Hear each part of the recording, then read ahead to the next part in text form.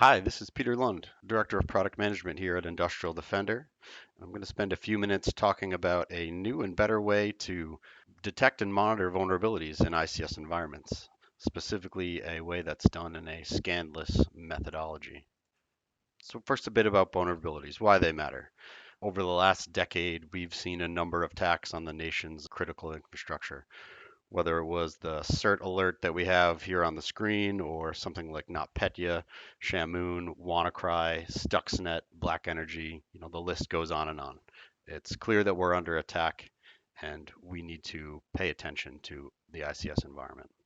If you look at any of the cybersecurity standards that are out there, whether it be NER compliance for reliability of the electrical grid, whether it be the NIST cybersecurity framework, the ISA or IEC 62443, the NIST directive, overseas, all these things say you need to care about vulnerabilities because that's really where your exposure is.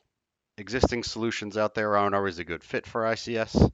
They may be, network scan based. A lot of the ICS gear out there wasn't necessarily designed to be scanned, and sometimes, bad things can happen when you scan it. You might have a host-based scanner, which would require, an operating system be in place and then an agent be placed on that as well. Oftentimes, these ICS environments, the endpoints don't have operating systems, or the operating system might be closed off and not available. Or you might be interested in doing a remote credentialed scan, as an example. To do these remote scans, you now need to open up remote access, administrative privileges, and this just might be exactly what your attackers are waiting for you to do, all for the purpose of doing a vulnerability scan.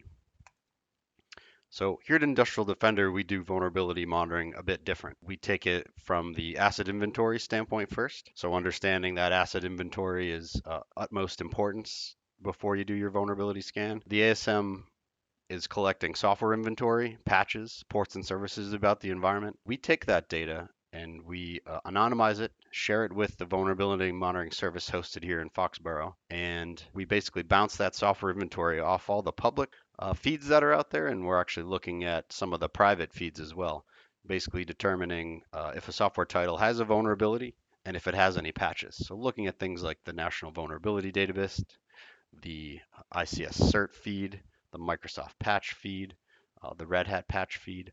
All that data is available, and we check that against the inventory. And when we find a match, we essentially provide that back to a customer for upload into the ASM, where we can actually show the vulnerabilities in a real-time way. And we're going to actually show a demo of that here in a second. So we switched over to the ASM now, where we're doing a lot of great data collection for security and compliance. You can see quickly that the vulnerability monitoring view has given us quite a bit of information about this environment that we're monitoring. So I can quickly see the number of outstanding vulnerabilities on a per asset basis. We can see that there's ICS CERT bulletins available for specific vulnerabilities. We can see that there's patches available, and we can quickly take action on these items.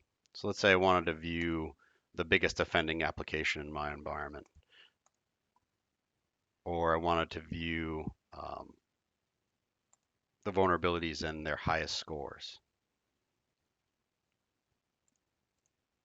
Or let's say I wanted to view specific ICS CERT bulletins. So this is kind of my favorite part of the tool, where I can see that I've got assets in my environment that currently have ICS CERT bulletins available for them. You can click through and see actually what that bulletin is. You can find the related vulnerabilities to it, and you can quickly see that it impacts two assets, and with our administrative properties we can see where they're physically located, so we can get in touch with those asset owners and fix it. If you're looking for more info, you can quickly hyperlink out to the actual bulletin itself or the vulnerability itself. So that was a quick overview of ASM Vulnerability Monitoring Service.